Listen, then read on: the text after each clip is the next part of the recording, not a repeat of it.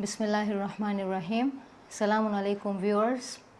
We welcome you again to IBN Wide Angle Show. We have Zakira Azra Mohsin here, who is from Qom. Zakira has been pursuing her religious studies in Iran for the past 14 years, and she has studied 5 years in the Hausa of Qom. At the moment, she is also doing PhD on Ulum al-Quran from Tehran University. We welcome you to Wide Angle Show, Zakira. Actually, she's a PhD student, so I shouldn't be calling her a Zakira, but Zakira Hussain also has its own status, alhamdulillah. Appa, Allah subhanahu wa ta'ala Quran में फरमाता है कि लक़द कान लकुम फ़ी रसूलिल्लाहि उस्वतुन हसना, कि हमने रसूल अकरम की ज़ात में आपके लिए बेहतरीन नमूना अमल रखा है. तो अगर हम उसवा की बात करें तो उसवा यानी कि एग्ज़ाम्पल के रोल मॉडल और आइडियल, तो हम उसवा से क्या मतलब होता है? हमें अगर किसी को अपना रोल मॉडल बनाना हो तो क्या दिखना चाहिए? आप थोड़ी सी रोशनी डालो इसके ऊपर. बिस्मिल्लाहिर्रहमानिर्रहीम. अस्सलामु अलैकुम वरहमतुल्लाहि वबरकातुहू. उसवा हुस्ना यानी इखलाक, खुल्क. अगर खुल्क को हम और आसान लफ्ज़ों में बयान करें, आम अल्फाज में इसको तारीफ़ करें, यानी हमारा अमल, हमारा किरदार, हमारा इखलाक, हमारा लोगों से मिलना जुलना, हमारा बैठना लोगों के साथ, उनसे बातें करना.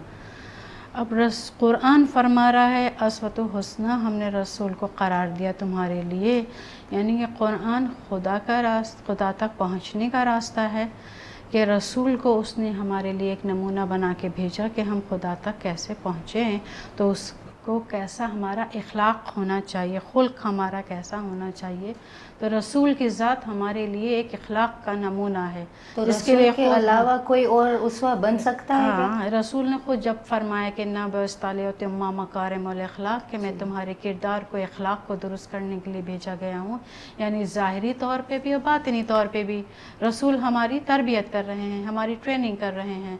अब जब रसूल हमारी ट्रेनिंग कर रहे हैं तो रसूल का अमल जो है, रसूल का इखलाक पूरी दुनिया के लिए है, अव्वलीन व आखिरीन, तमाम दुनिया के लिए रसूल का इखलाक हमारे लिए नमूने अमल है. अब रसूल की ज़ात इंटरनेशनल शख्सियत है उनकी, मगर वो जब हम अपनी ज़िंदगी में देखते हैं तो एक शख्सियत है कि जो चार दीवारी में भी रहती है, जिसको औरत कहते हैं. हम जब उसकी शख्सियत को देखते हैं तो उसके लिए भी कोई नमूने अमल होना चाहिए, क्योंकि रसूल की ज़ात नमूने अमल है हमारे लिए, मगर औरतों की शख्सियत जुदा होती है. तो बाज़ औक़ात हमारे जो बच्चे हुआ करते वो कहते हैं कि हमारा ये फुटबॉल प्लेयर है, वो मेरे लिए उसवा है. कि अगर बच्चे अच्छे हुआ करते तो बोलते हैं कि ये जो आलिम है वो हमारे लिए उसवा है. कि फिर स्कूल का कोई टीचर अच्छी तरह से पढ़ाता है या अच्छी तरह से कपड़े पहनता है तो वो उसवा बन जाता है. तो उसवा में और उसवतुल हसना में क्या फ़र्क रहता है? जब दुनिया के हम आइडियलिस्टिक दुनिया में हम जाते हैं और उस आइडियल को देखते हैं और उसके मुताबिक अपने आप को बनाने की कोशिश करते हैं, तो कुरान ये कहता है वो आइडियल कंप्लीट नहीं है, हुस्ना नहीं है, वो हमारे लिए अव्वलीन और आखिरीन नहीं है. क्योंकि वक्त के गुजरने के साथ साथ वो चीज़ ओल्ड होती चली जाती है, क्योंकि हमारी मीडिया फास्ट है, वक्त तेज़ी से गुजर रहा है, आने वाले वक्त के लिए और ज़रूरियात ज़िंदगी है, फिर हमारा आइडियल चेंज होता जाता है. मगर रसूल ने बताया कि ये वो आइडियल वो है जो कभी भी चेंज नहीं होता है. आइडियल उल्मा की ज़ात है, वो हमारे लिए इस वक्त के लिए है, मगर जो मैं की ताहिरीन की ज़िंदगी है और मखसूसन बीबी फ़ातिमा ज़हरा सलामुल्लाह अलैहा की शख्सियत और उनकी ज़ात हम औरतों के लिए अव्वलीन व आखिरीन हमारे लिए नमूना है. कि रसूल खुदा ने इसकी पहचान करवाई, फ़ातिमा सय्यदतुन निसाइल आलमीन अव्वलीन व आखिरीन, कि वो तमाम जहान की औरतों की सैयद हैं, बुज़ुर्ग हैं, बड़ी हैं और नमूना है उनके लिए अव्वलीन और आखिरीन.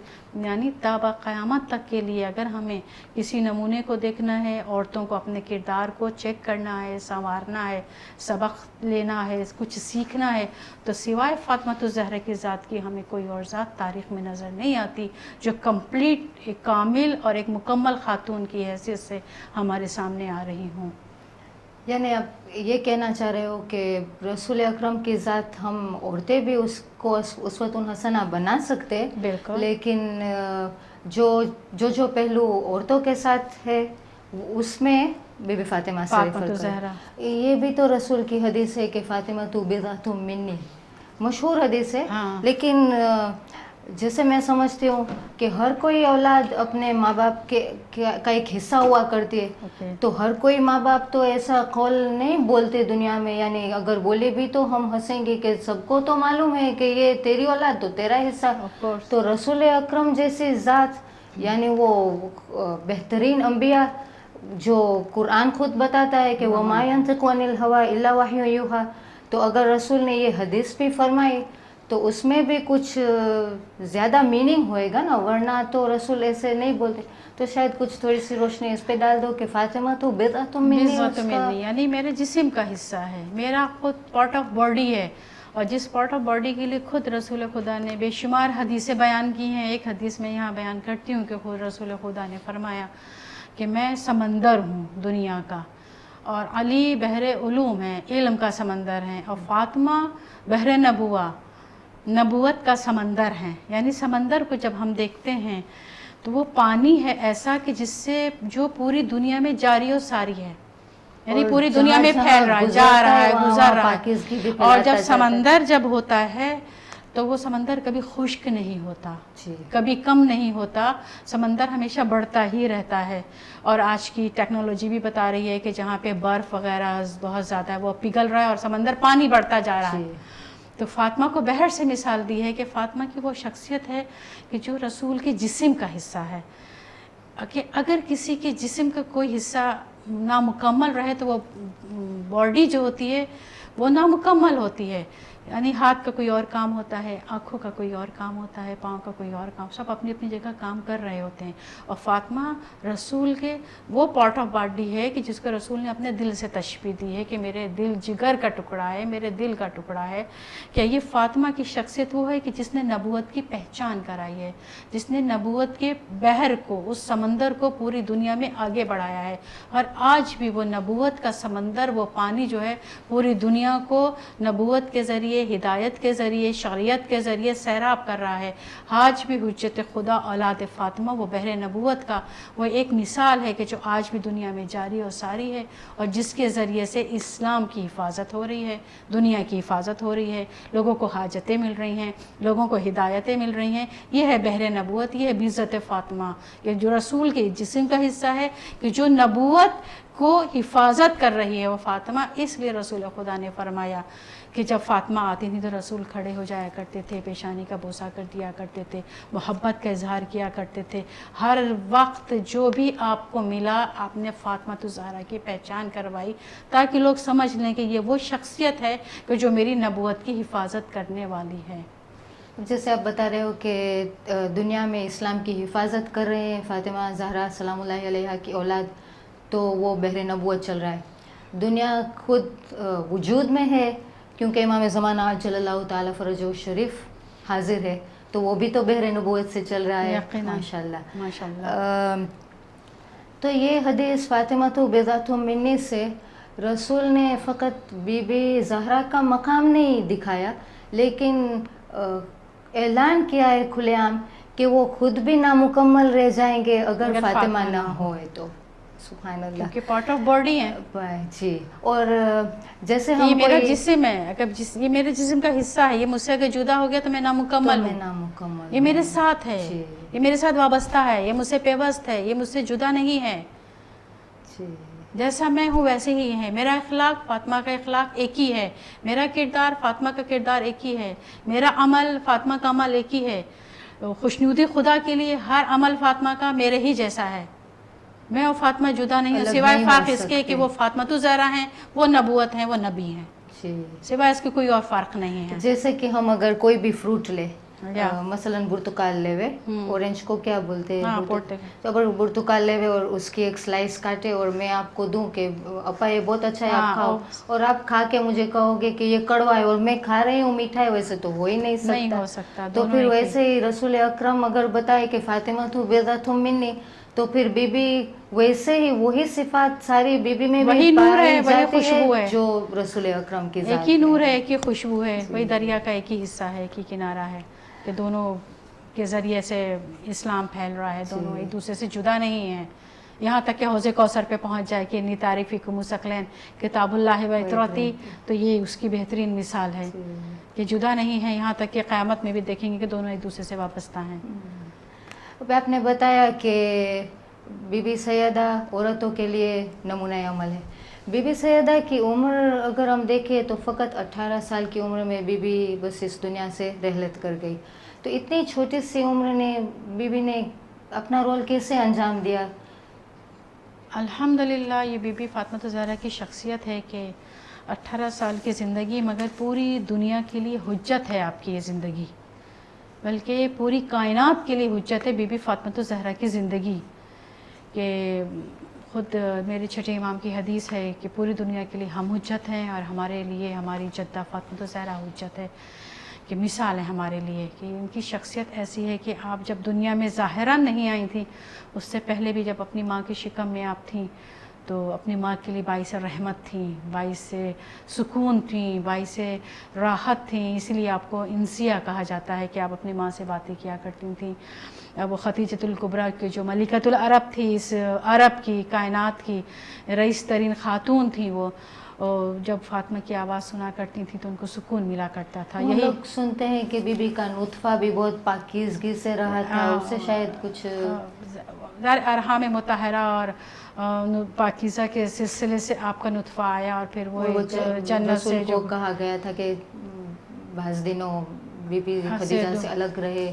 तो ये एक आपकी पैदाइश का एक मुबारक मरहला है कि जिसके तहत बीबी की विलादत जो थी वो ज़ाहिरन बीबी की बनी, तो बीबी का नूर तो आसमान पे था, मगर दुनिया में आने के लिए एक पाक सिलसिला और एक पाक वसीला करार दिया गया, और जिसके साथ आपका नुत्फ़ा बीबी के शिकम में करार पाया और आपने फिर बताया दुनिया वालों में कि नूर कैसा होता है। और आपने अपनी माँ के लिए बाइस रहमत थी, बाइस राहत थी, एक बेटी की हैसियत से। और फिर जब यही बेटी दुनिया में आती है तो फिर अपने अमल से, अपने किरदार से बताती है कि बेटी का अमल अपने माँ बाप के साथ कैसा होना चाहिए।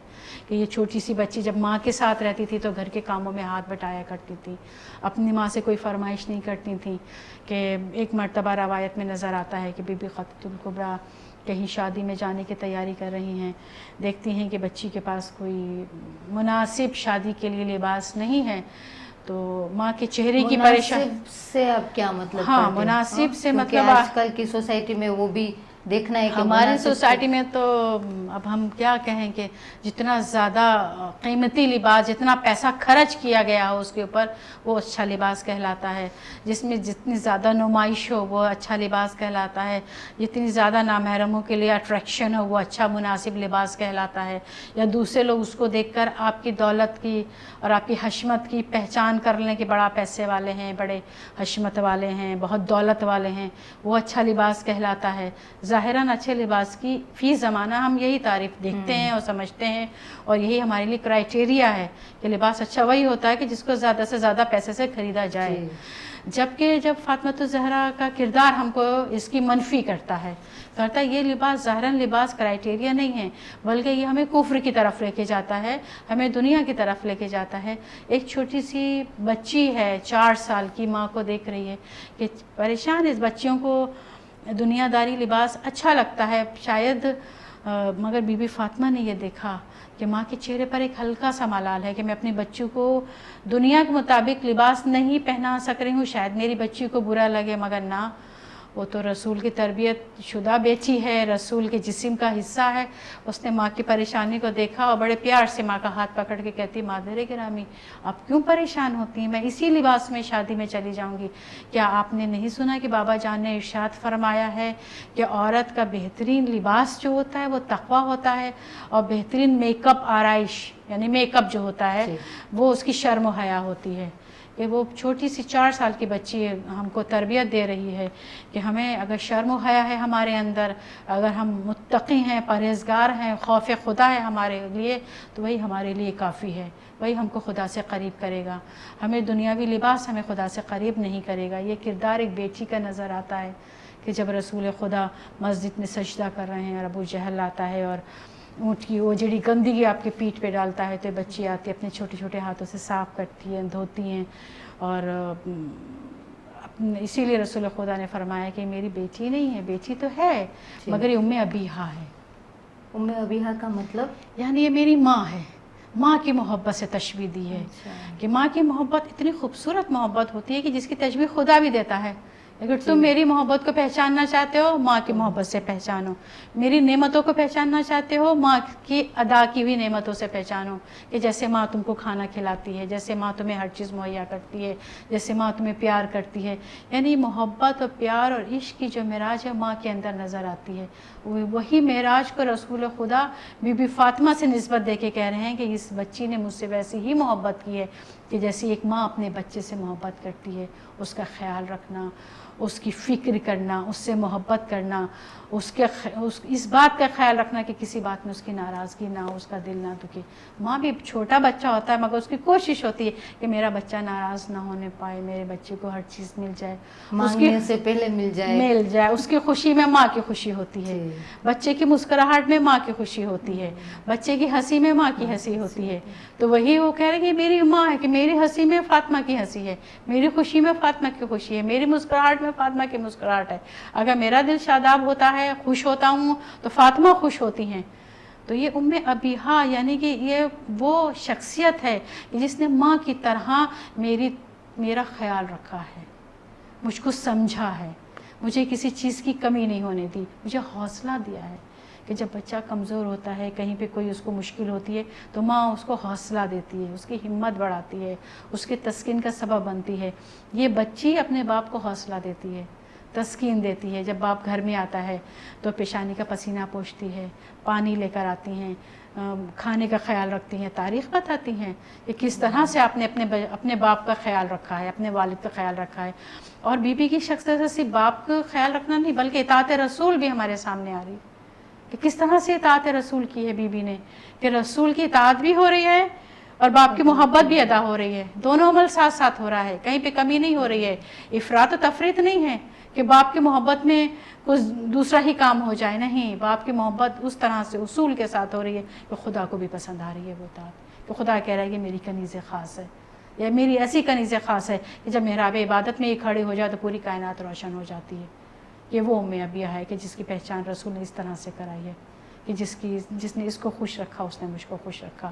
اس کی رضا جو ہے وہ میری رضا، اور میری رضا جو ہے وہ خدا کی رضا ہے.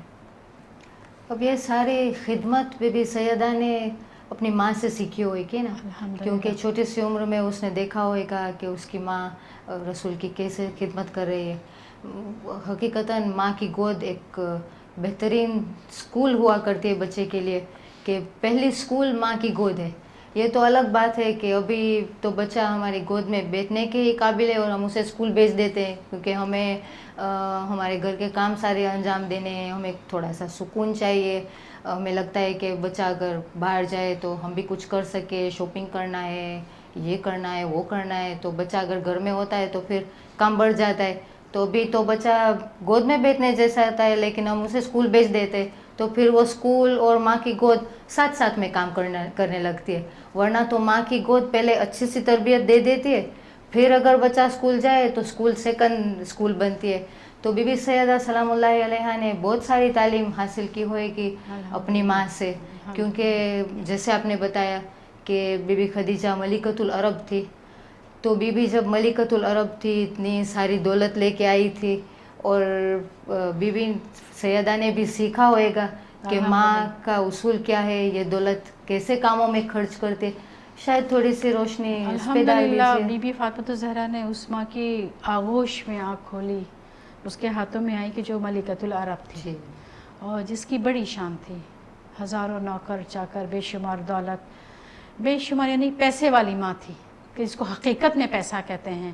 کہ جب اسلام پہ وقت پڑا اور ایک روایت یہ بتاتی ہے کہ رسول خدا گھر میں آئے اور چہرے پہ ملول اس طرح ایک رنج کی کیفیت تھی، تو اس رنج کی کیفیت کو دیکھ کے بی بی خدیجہ اطاعت شوہر پوچھتی ہیں کہ کیا فکر ہے آپ کو؟ تو آپ نے بتایا کہ کچھ مفلس ہیں، غریب لوگ ہیں کہ جو بیٹھے ہوئے ہیں اور اسلام قبول کیا ہے، اور کہیں ایسا نہ ہو کہ غربت کے عوض وہ اسلام کو تبدیل کر دیں۔ تو کہا بس اتنی سی فکر ہے، بس اتنی سی فکر ہے، یہ کہہ کہ غلاموں کو اور نوکروں کو سب کو حکم دے کہ جتنی دولت ہے سب لا کے رسول کے آگے ڈھیر کر دو، جو کچھ دولت، سونا چاندی، جواہرات، کہا یہ سب اسلام، یہ سب آپ کے لیے، میں نہیں چاہتی ہوں کہ آپ کے چہرے پہ کوئی پریشانی آئے۔ تو یہ بی بی سیکھ رہی ہیں اپنی ماں سے کہ اپنے شوہر کے چہرے پہ کوئی پریشانی دیکھنا پسند نہیں کرتی، اس کی گود میں تربیت پا رہی ہیں، اور کیا سیکھ رہی ہیں؟ ایثار، ادا کرنا، دے دینا، سب کچھ دے دینا، سخاوت، دے دینا، صرف دینا سیکھ رہی ہیں۔ اور پھر وہ دولت کہ جو بی بی نے رسول کے سامنے ڈھیر کر دی، اور پھر وہ دولت خرچ ہو رہی ہے اسلام میں۔ کبھی بی بی نے دیکھ رہی ہے کہ اس کی ماں نے کس طرح سے اسلام کے اوپر دولت کو خرچ کیا، کہ غریبوں پہ، فقیروں پہ، مسافروں پہ، جو بھی اسلام کے دائرے میں آ گیا ہے، اس سب کی مدد کی بی بی نے، بی بی خدیجہ نے۔ اور یہ تربیت حاصل کر رہی ہیں فاطمہ الزہرا۔ پھر جب آپ عملی زندگی میں آتی ہیں، جب آپ خود اپنے گھر میں آتی ہیں، تو پھر وہی سبق جو اپنی ماں سے سیکھا ہے، وہی سبق آپ دنیا والوں کو بھی دے رہی ہیں، کہ آپ کے دروازے پہ کوئی بھی سائل آتا ہے، وہ سخی ماں کی بیٹی جو ہے وہ سخاوت کا اظہار کر رہی ہے کہ کوئی خالی ہاتھ واپس نہیں جاتا۔ اور وہ رسول خدا نے جب سورہ حشر کی آیت 7ویں نازل ہوئی کہ ذوی القربہ کو ہدیہ تحفہ دو، تو رسول نے جب آپ کو باغ فدق دیا تھا، اس وقت رسول خدا نے ایک حوالہ لکھ کر بی بی فاطمہ کو دیا کہ باغ فدق تمہارا ہے۔ اب وہی سخی کی بیٹی اس باغ فدق کو 4 سال تک فقیر و فقراء غریبوں میں استعمال کرتی رہی، ان کو دیتی رہی۔ اور اس وقت مدینے میں کوئی ایسا فقیر کوئی بھی نہیں تھا، کوئی محتاج نہیں تھا، سب کو معلوم تھا کہ یہ وہ دروازہ ہے کہ جہاں سے ہر مشکل کا حل مل جاتا ہے، ہر تکلیف کا مسئلہ یہاں سے حل ہو جاتا ہے۔ تو بی بی نے 4 سال تک اس باغ فدق سے لوگوں کی مدد کی، مگر اس سے ایک پیسہ بھی اپنے گھر پہ خرچ نہیں کیا۔ ہم دیکھتے ہیں بی بی کی زندگی میں کہ رسول گھر میں تشریف لاتے ہیں، گھر میں کھانے کو کچھ نہیں ہے، گھر میں روٹی نہیں ہے، گھر میں کوئی اور چیز کھانے کے لیے نہیں ہے، مگر آپ رسول خدا کی کوئی حدیث ہم کو نہیں بتاتی کہ آپ نے کہا ہو کہ وہ باغ فدق جو تیرے پاس ہے، جو تحفہ میں نے تجھے دیا ہے، وہ اس کو کیوں نہیں استعمال کر رہی ہو، ہمیں کہیں نظر نہیں آتا۔ اور ایثار کی بہترین مثال جو ہے قرآن خود آپ کی قصیدہ خوانی کر رہا ہے سورہ دہر کی صورت کے اندر، یہاں سورہ حلقہ میں بتایا جا رہا ہے کہ بی بی کس طرح سے یتیم و مسکین اور اسیر و فقیر جو بھی آپ کے دروازے پہ حاجت مند آتا ہے، کس طرح سے آپ کی اس تمام کی ضروریات کو پورا کرتی ہیں، مگر اس تحفہ اور اس باغ فدق کا کوئی ایک قطرہ بھی، کوئی ایک پیسہ بھی، کوئی ایک نقطہ بھی بی بی نے اپنے اوپر استعمال نہیں کیا تھا۔ یہ سیکھا تھا آپ نے اپنی ماں سے کہ جو بھی مال دنیا ہو وہ خدا کی راہ میں، اسلام کی راہ میں، اسلام کے لیے خرچ کر دیا جائے۔ میں باغ کے اوپر آؤں اس سے پہلے تھوڑی سی روشنی بی بی خدیجہ کے ملکیت کے اوپر ڈالے کہ اتنی ساری ملکیت بی بی کے پاس تھی۔ ہمیں بھی تو سیکھنا ہے بی بی سے کہ ہم اگر کچھ کما رہے ہیں تو ویسے مت کہے کہ یہ میرا ہے، یہ تیرا ہے۔ تو بی بی نے جو شیئر کیا اپنے شوہر کے ساتھ، اسلام پہ خرچ کیا، لیکن اپنے شوہر کے ساتھ اپنی دولت شیئر کی۔ اس کی حد بتائیے کتنا شیئر کیا؟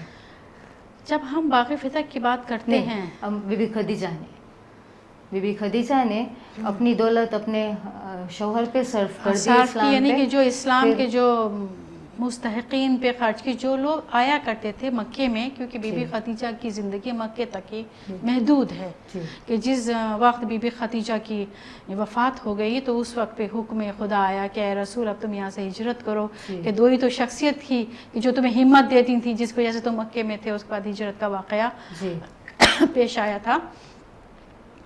تو بی بی اس وقت شعیب ابی طالب کا بھی واقعہ پیش آیا، اور اس وقت شعیب ابی طالب وہ 3 سال کا عرصہ تھا کہ جو بہت سخت ترین وقت جو تھا وہ اسلام کے ماننے والوں پر گزرا ہے، کہ جس میں تمام بنی ہاشم کے لوگوں، جن جن لوگوں نے اسلام قبول کیا تھا، تمام مکے کے کفار نے ان کا بائیکاٹ کر دیا تھا، یعنی شہر سے نکال دیا تھا. شہر سے نکال دیا تھا اور پھر ایک خندق ایک کی شکل میں کھودا اور اس میں آپ لوگ اس میں قیام پذیر تھے, اس میں رہا کرتے تھے, کیونکہ ان کو اجازت نہیں تھی کہ آپ شہر میں تشریف لائیں اور لوگوں کے درمیان زندگی گزاریں. تو اصلاً شہر میں نہیں آ رہے تھے کہ جو 4 مہینے سلامتی کے ہیں اس میں نکل رہے تھے. ہاں, اس میں صرف نکلتے تھے اور اپنے لیے جو اناج اور کھانا پینے کا جو ضروریات زندگی تھی وہ مہیا کرتے تھے اور پھر اسی جگہ پہ واپس آ جاتے تھے. اس مہینوں میں شاید چیزیں کی قیمت بھی بڑھ جایا کرتی ہوئی, اتنی زیادہ قیمت بڑھ جاتی تھی کہ عام لوگ اس کو خریدنے سے ناچار ہوتے تھے.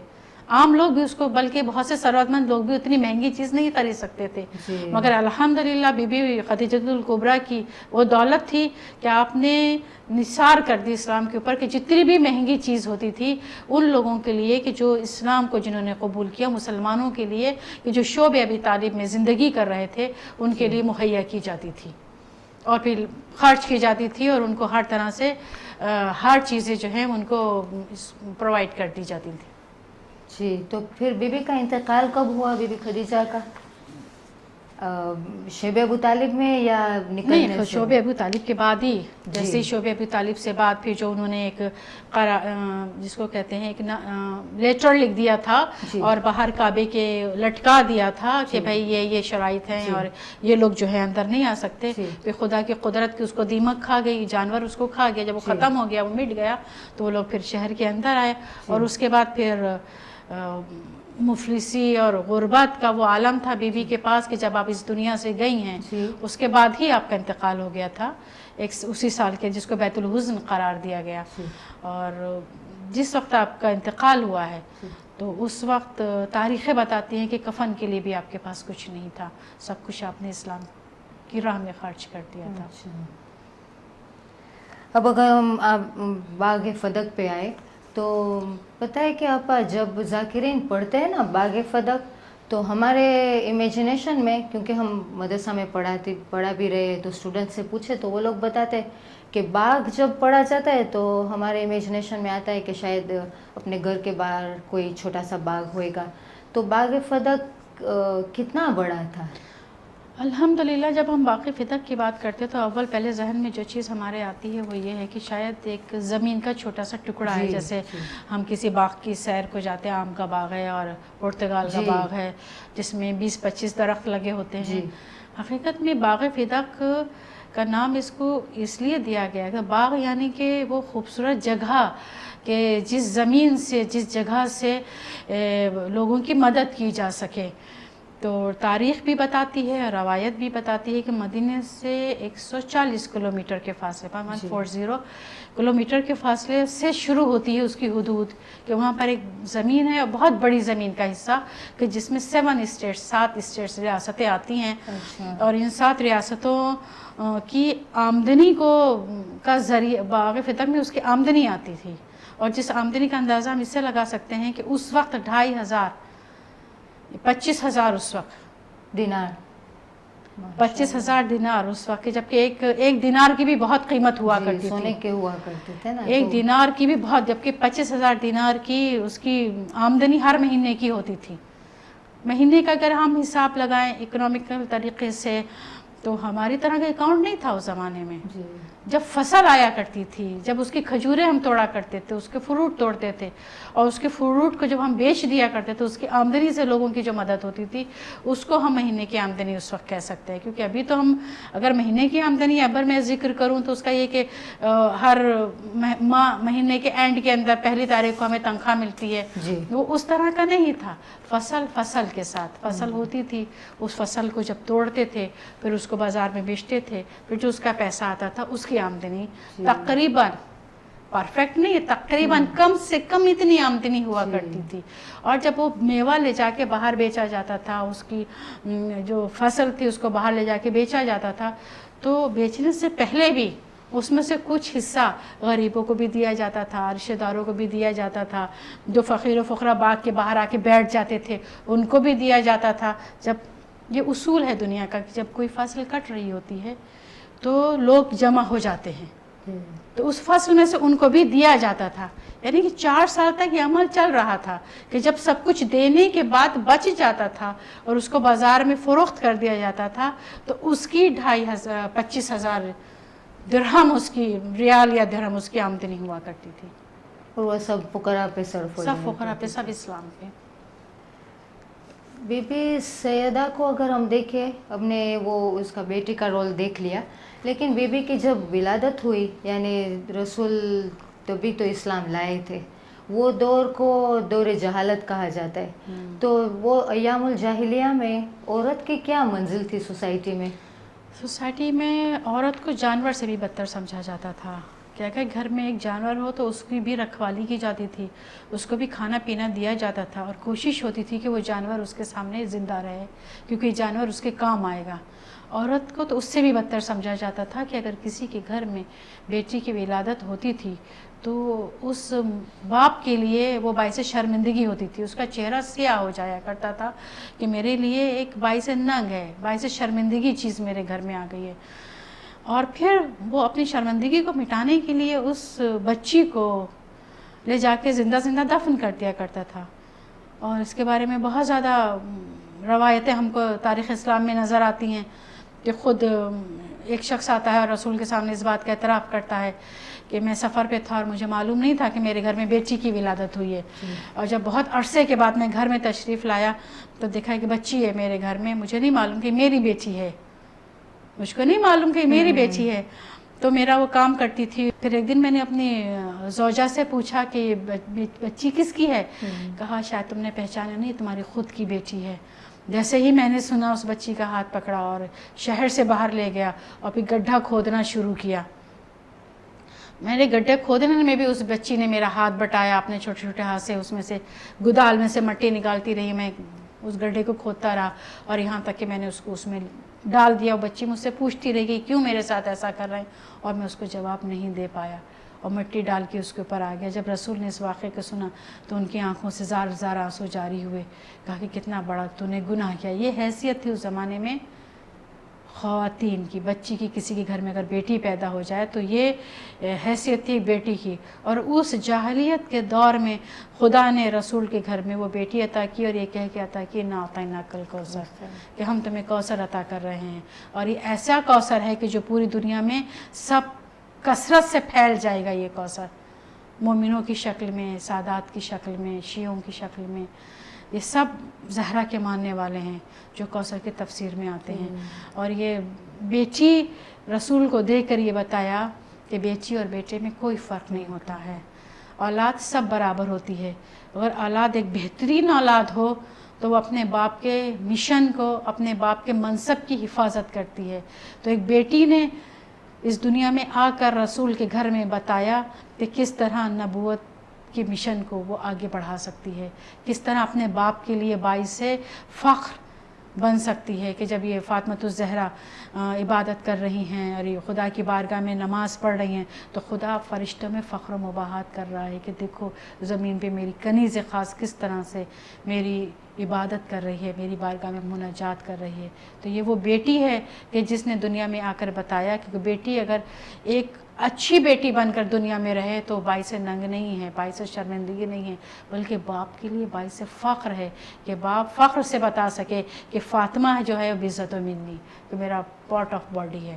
اس جاہلیت کے دور میں بھی رسول نے بتایا کہ جب لوگ رسول کا مذاق اڑایا کرتے تھے کہ تمہارا تو کوئی بیٹا نہیں ہے, تم تو ابتر ہو جاؤ گے, تم تو بے نام و نشان ہو جاؤ گے, تو خدا نے بیٹی دے کر بتایا کہ بیٹا ہونے سے صرف نشان باقی نہیں رہتا, بیٹی آنے سے بھی نام و نشان تا بقیامت باقی رہتا ہے. اور وہ نام و نشان آج بھی باقی ہے جو حجت خدا کی صورت میں, اس نور کی صورت میں آج بھی جو ہے وہ پردہ غیب میں ہے اور ہماری حفاظت کر رہا ہے. اور اس فاطمۃ الزہرا کی حفاظت, اس فاطمۃ الزہرا کی اس بات کی نشاندہی ہے کہ ہاں وہ بیٹی ہیں کہ جس بیٹی کی اولاد ہے کہ جو آج بھی نبوت اور امامت اور ولایت کی حفاظت کر رہا ہے. تو بی بی سیدہ نے ایک, ہم یہ شو کو کنکلوڈ کر سکتے ہیں کہ بی بی سیدہ نے ایک بہترین بیٹی بن کے اپنے باپ کا نام رکھ لیا. اور رسول نے بھی جب دنیا کچھ بھی کہتی رہے, دنیا سے ہٹ کر بی بی نے بتایا کہ तकवा, इबादत, शर्म, हया सबसे बड़ी चीज़ होती है, चाहे वो बेटी हो चाहे वो बेटा हो। जी जो अपने खुदा की खुशनुदी के साथ अपने वालिदैन की इताअत करे, चाहे वो बेटी हो या बेटा हो, कोई फ़र्क नहीं होता है। तकवा होना ज़रूरी है। वैसे भी तो है इन अक्रमकुम इंदल्लाहि इंदल्लाहि अत्काकुम। तो बीबी ने अपनी ज़ात से हमें बता दिया कि अगर बेटी भी होए लेकिन फातिमतु बिज़ातु मिन्नी जैसी बेटी होए तो वो रसूल का पूरा एक हिस्सा है, जिसका मतलब ये है कि वो बिल्कुल रसूल की तरह है। बिल्कुल। तो हम उसे भी अपना रोल मॉडल बना सकते। और ज़्यादा मुझे अच्छी ये बात लगी कि ऐसा हिस्सा है कि इसके बिना रसूल खुद नामुकम्मल रह जाते नामुकम्मल हैं। रह जाते हैं। तो आज हम ये शो को कंक्लूड करते हैं। यही वजह थी कि रसूल खुदा जब भी सफ़र पे जाते थे सबसे आखिर में फ़ातिमा तो ज़हरा से मिला करते थे, ताकि वो मोहब्बत, वो फ़ातिमा का नूर, वो फ़ातिमा की खुशबू उनके पास रह जाए। और जब वापस सफ़र से आते थे तो सबसे पहले बीबी फ़ातिमा तो ज़हरा की ज़ियारत किया करते थे, और जब भी गुज़रा करते थे कहते थे अल्लाहुम्मा हाउलाए अहले बैती, कि बारिला ये मेरे वो अहले बैत हैं। तो अपने अहले बैत की पहचान, अपनी पहचान जो है वो फ़ातिमा तो ज़हरा के ज़रिए से करवाइए, कि दुनिया में इसकी कहीं मिसाल नहीं मिलती कि कोई बाप अपनी पहचान, और कहाँ उलुल अज़्म नबियों का नबी, खुदा का हबीब, वो खुदा का रहमतुल आलमीन नबी रसूल अपनी पहचान अपनी बेटी के ज़रिए से करवा रहा है। तो वो खुशबू आज भी तो फिज़ाओं में फैली हुई है, क्योंकि जो खुशबू मासूमीन की हुआ करती है वो खुशबू इत्र की खुशबू नहीं, अखलाक की खुशबू है। तो फिर वो खुशबू आज भी है, हम भी अगर ढूंढे तो हमें भी मिल सकते। और जैसे आपने बिदायत में कहा कि रसूल ने कहा इन्नी बुइस्तुली उतम्मिमा मकारिमल अखलाक, के मुझे मबऊस ही किया गया है ताकि मैं लोगों के अखलाक को अच्छे बनाऊं। तो हम अपने अखलाक को, बीबी की ज़ात को देखकर अपने अखलाक को संवारे, ताकि हमें जो देखे वो कह पाए कि ये हकीकत बीबी का फॉलोवर है। Thank you viewers, we will meet again soon on Wide Angle IBN. Thank you.